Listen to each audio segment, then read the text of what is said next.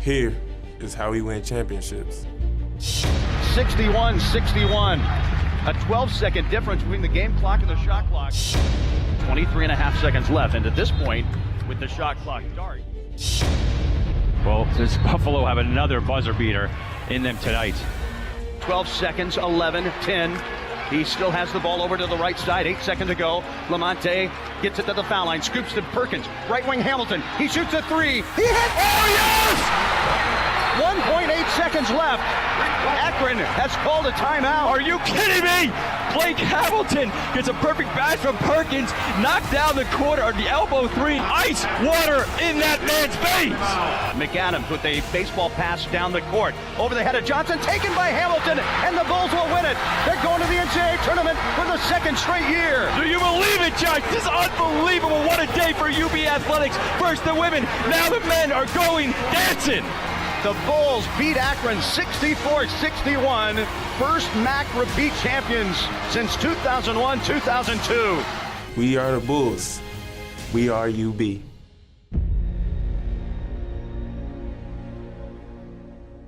Well, and hi, everybody, and welcome to the Blake Hamilton Show, maybe? Well, after that, we might want to call it that, but instead, it is UB Basketball Insider. My name is Paul Peck, joined by Bulls head coach Nate Oates, and after what Blake and the rest of your guys did at the MAC Championship, maybe we could call it the Blake Hamilton Show, at least for 1 week. No, we got to get him back grounded. He's got to win some games this year. He has enjoyed it for the last 6 months, and that's good, but we've enjoyed it too. We've really been trying to talk to him about this year, though. Not, you can't take away what we did last year from anybody on that team, but it really doesn't have anything to do with, just because we won last year doesn't have anything to do with us winning this year. Right. It is an interesting challenge for you, and one that I'm sure you would welcome every single year, but you do have to get the guys refocused, and the memories from last year were awesome and amazing. It's moments that those guys and you and the Bulls fans will never forget, but you're right. You got a new season that starts this coming Friday with your exhibition openers.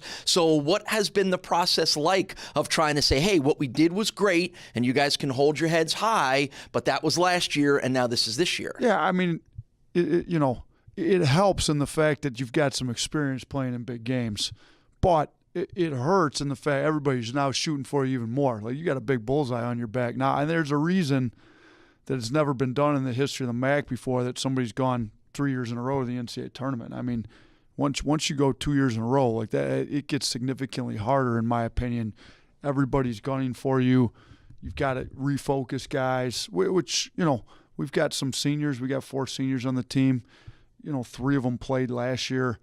So I think they understand it a little bit, but they don't quite understand it. They won't totally understand it until we get into conference play and see how hard every team's going to play for us on every single night. What was this offseason like for you? And then maybe part of the other question to you is, did you try to reach out to some people who maybe have gone through things like this before to find out how they keep their team focused? But start off by just talking personally what the offseason was like for you after you win your first conference championship in your first year as a head coach. Yeah, I mean, it was enjoyable. Obviously you'd much rather go into the offseason having won the tournament than not. You get a little more publicity and some positive media going, but at the end of the day, you still got to close out recruiting classes. You got to work on this next recruiting class. I mean, you can't sit there and celebrate for much longer than a week or so, maybe. I mean, it's obviously made the offseason a little more enjoyable. But and I did talk to some other coaches that have won some championships before. It's just so different because it was Coach Hurley was the coach year 1. I was the coach year 2, so it's not like I haven't been the one in charge for both years. I was with Coach Hurley, and then I was, the head coach for the following year. And we had a significantly different roster. And we've got, now we've got really a completely different roster than anybody that was there in the first year we won it. So we've got, none of these guys really, we've got Raheem, who redshirted last year, that was there the first year. We've got a lot of guys that played last year, but that weren't there the first year, so we've got a little bit of a mix. But there's really nobody that played significant minutes. Ikenna was a redshirt the first year, but he didn't play. So there's really nobody that played year 1 we win, year 2 we win, and now is on the team playing now. So it's a lot different than some other places that have maybe done it before. Right. We'll talk a little more about the makeup of Nate's team and some of the specific guys that he mentioned in our second segment. But obviously, you said you got to make sure the guys refocus and realize this is a new season. But on the other hand, you've got the positives of the belief that these guys know that, hey, if we do it the way we're supposed to do it and we do it the way our coaches keep telling us to do it, we'll reach the success. Does that make your life as coaches a little easier? I don't know if it makes it easier, but we've got a little more credibility maybe now is the way I'd word it. So in a sense, I guess it makes it a little easier, but still you got to get in guys' heads every day. I mean, it's not, you can't set a goal out there. This is our goal to reach in 9 months, back in the off season, or 6 months, whatever, 5 months, and then just assume you're going to get there. It's an everyday process that we've got to keep building on. I mean, we had an inter-squad scrimmage, last week, and we got a lot of work to do based on that. We've got a scrimmage against Albany here today, Saturday. Then we've got the exhibition next Friday. It's just like every week, you're trying to get some more accomplished and figure out what you got to do on an everyday basis and practice to get better. Right, the exhibition openers for Nate's team comes up this coming Friday here at Alumni Arena. The women get it started with their exhibition against Bloomsburg at 6 o'clock, and then Nate's team takes on Damon at 8:30. When we come back here on UB Basketball Insider, talk a little more about some of those names that Nate mentioned. A lot of the names returning from last year's Mid-American Conference Championship team. We'll break down the roster when we return to UB Basketball Insider.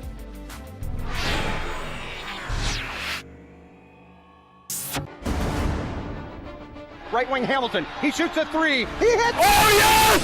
Ice water in that man's face! The Bulls are going dancing from 8th place to history. From banner raisings to buzzer beaters, don't miss a minute of action. Get your tickets today. Call 877-UB-THERE or visit ubbulls.com.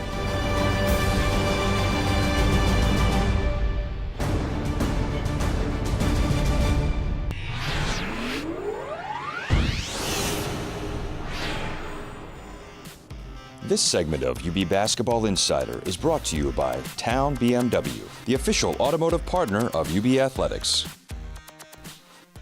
The 2015-16 season was a memorable one for head coach Nate Oates and the Buffalo men's basketball team, as the Bulls achieved something no team had done in over a decade, winning their second straight Mid-American Conference title. The Bulls finished the season with a 20-15 record, but it was the run in early March that UB fans won't soon forget.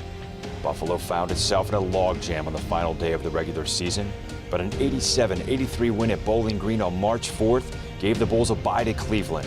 And like they did a year earlier, once the Bulls got there, they made sure they weren't coming home without a trophy. After wins over Miami and Ohio in the conference tournament, the Bulls were matched up with top-seeded Akron in the finals, a team Buffalo lost to twice in the regular season.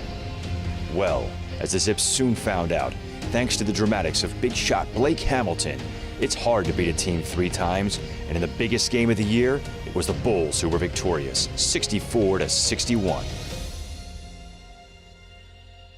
Welcome back to UB Basketball Insider. My name is Paul Peck, joined by UB Bulls men's head coach Nate Oates, as we continue to get you ready for a season that gets going this coming Friday when the Bulls host their exhibition openers here at Alumni Arena. Women at 6 o'clock against Bloomsburg. Nate's team at 8:30 against Damon. Well, you mentioned some of the names, Nate, that you're going to rely on this year, and they are a lot of the same names from last year. Certainly much different than this was a year ago. You got 7 key players returning. You have 4 seniors on your team. Let's start by talking about a couple of the guys that I know you're really going to lean on, and that's the guy that we kidded a little bit when we started the show, which is Blake Hamilton. You got a lot of things in mind for him, including maybe even playing a little point guard. Is that correct? Yeah, I mean, he's smart. He handles it. He shoots it. He passes it well. He does a little bit of everything, which is why I think we were so good last year. We played him a lot at the 4, and he's really a mismatch problem for most 4s in our league. But, in doing that, you can play him at the point. It's not like I'm going to play him at the point and he's got to guard the other team's point guard. We'll have CJ or Devontae or Willie or Dante. Somebody else will be guarding the other team's point guard, but he can certainly handle the ball and do everything offensive-wise at the point guard spot. Right, and then Willie Connor was a real inspirational guy for you last year, winds up making the All-MAC defensive team, but can hit some threes for you. What's the next step for Willie Connor's game this year? Yeah, he was actually the tournament MVP when we won the MAC tournament too, but he he's been shooting it really well in practice in the first 3-4 weeks here of practice. I think his next step is, it took him a little bit to figure it out last year. He didn't shoot it well early before Christmas. He started to get a lot more comfortable in the offense. I think he's getting a lot more comfortable right now at the start of the year in the offense. So, and he's starting, to be able to handle the ball a little bit coming off ball screens and do a little bit more of that with the ball in his hands, not just spot-up shooter or, a straight-line driver. He's getting a little bit better at all that stuff. And we need to continue to get on him about being a defensive. Last year he knew he had to play defense, get his minutes. Now he's a little more established, so you don't want that comfort level to sit in to where he doesn't have to be a lockdown defender. He still needs to be that for us to be any good. Right. And another guy that I know took a lot of steps forward last year, the biggest steps wind up being for Nick Perkins in the NCAA championship tournament game against Miami, where he has the 20 points. What's the next step for him as he moves from a freshman to a sophomore? Yeah, I think we saw he was playing his best basketball the last week of the season. The last month going into, the MAC tournament, he did an unbelievable job guarding Johnson from Akron, defensively, offensively, everything. He was getting a lot better as the year went along. You saw a lot of improvement from him. I think you're going to see even more. He really spent a lot of time in the offseason. His body looks great. He's shooting the ball even better. He's added a little bit. He can handle it a little bit more. So, we're going to try to get mismatches, whether we play him at the 4, we'll play him at some 5, maybe even play him at a little 3. But I think he's primed to come out and have a great year for us this year. You got 5 new players on the team. There's probably 3 of them that you're going to rely on maybe a little bit more. Tell us a little bit about what we need to know about Quate McKenzie, a forward, and Devontae Jordan at guard. Yeah, Quate's long. A little bit for, the viewers that watched Xavier Ford play for us, reminds me of Xavier a little bit. He's different in some regards, but he's got the length and athleticism, can get on the offensive boards, can really guard, in my opinion, the 1 through the 5 for us, depending on who the other team would have at the 1 or the 5. But he's got a chance to be really good. He's going to play some 3, some 4, playing him at a little bit of both right now, and he's figuring stuff out. He's working hard at figuring stuff out to where he gets comfortable with the offense sooner rather than later for us. How about Devontae Jordan? Yeah, he's going to have to come in, Bearden left on us, and his point guard spot's kind of open, whether CJ plays a lot more minutes at the point or we leave him over at the 2. If we can leave him where he scores it better at the 2 and play Devontae more at the 1, that might be helpful for CJ scoring. And Devontae's going to play hard. He's really athletic. He's got a great body. Defensive-wise, he's great. He's got, learn how to play without fouling a little bit, but it's way better to have to take the edge off that way than the other way. And then offensively, he's starting to figure some stuff out with us too. Right, so some exciting new players to keep your eyes on for. And again, your first chance to get a look at Nate's team of this year's version comes up on Friday night with their exhibition game here at Alumni Arena against Damon. But when we come back, there's one player that we did not mention, and that's CJ Massenburg. We're holding him off because we're going to tell you a lot more about the Bulls sophomore guard and get Nate's thoughts on his role for this year. That's next on UB Basketball Insider.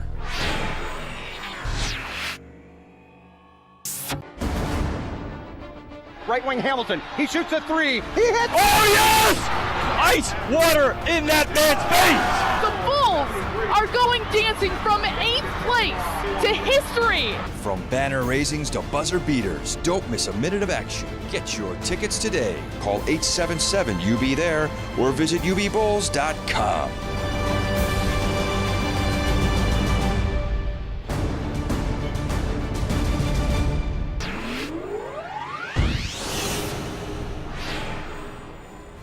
This segment of UB Basketball Insider is brought to you by CEFQ.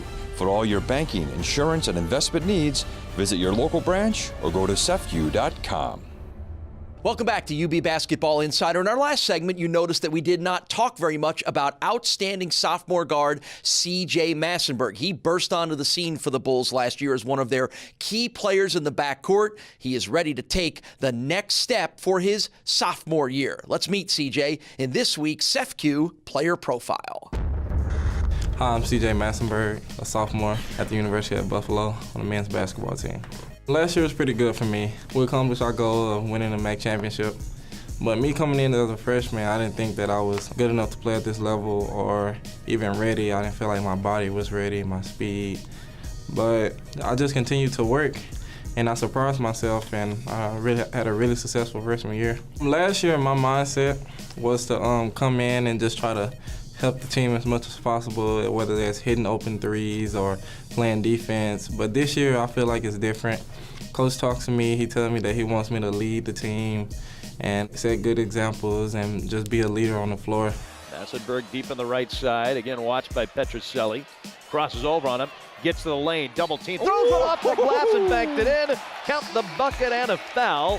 CJ Massenburg putting on a show in the second half of this one. The first game when I scored 25 on Damon, I really thought it was luck, but then I just got confidence from that game, and I just went into every game feeling like I can do it.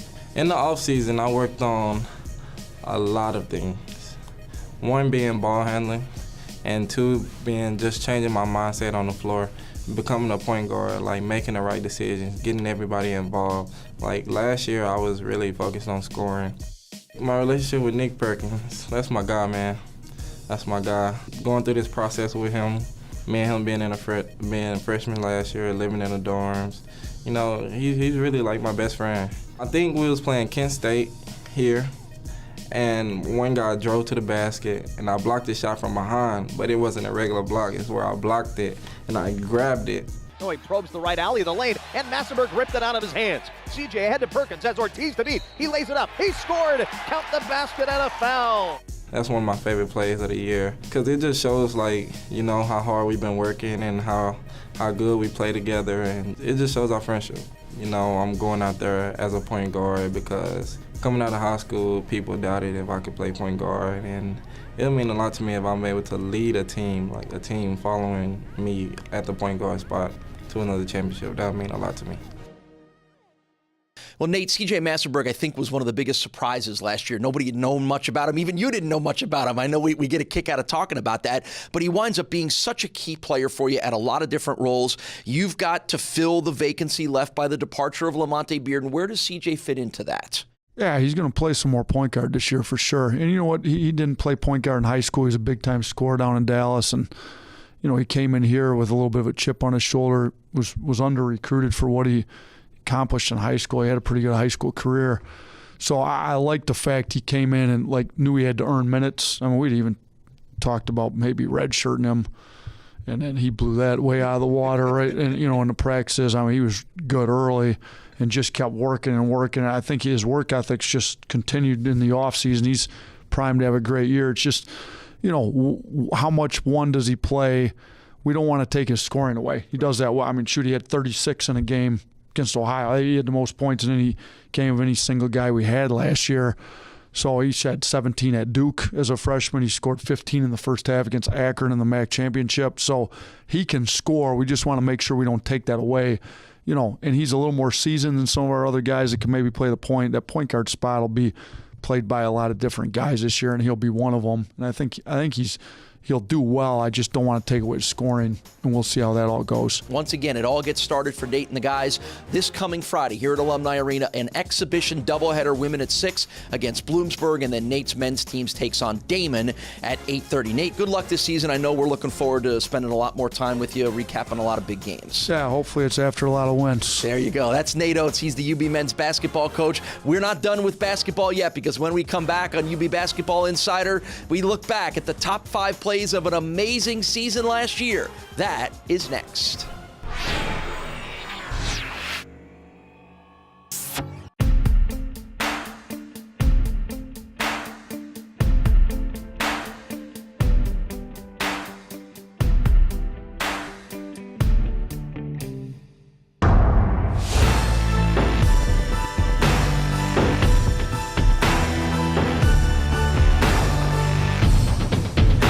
Tenacity, ambition, purpose.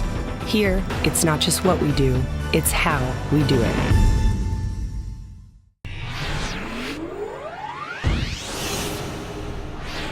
Welcome back to UB Basketball Insider. Last year was such a special year for Nate Oates' men's team. So many wonderful moments that, of course, ended with winning a second straight Mid-American Conference championship. So we could have had our top 10 plays, maybe even our top 20 plays, but we worked hard and pared them down to the top 5 plays of last season. Number 5. Slithers between defenders, throws it to Ingram on the left. He'll take it into the lane, steps by Smart, scoop shot, blocked out of bounds by Massenburg. CJ with a block shot. And we have a timeout here in Durham.